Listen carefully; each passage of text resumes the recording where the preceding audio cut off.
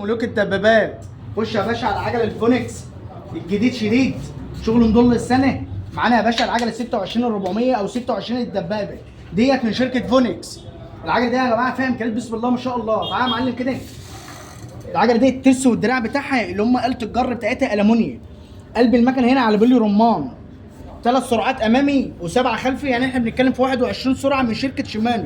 والكرسي اللي ورا قطعه واحده في الشاسيه، كرسي خلفي متنجد، كرسي عريض طبي على عصفوره نقدر نعلي ونوطي من غير عد.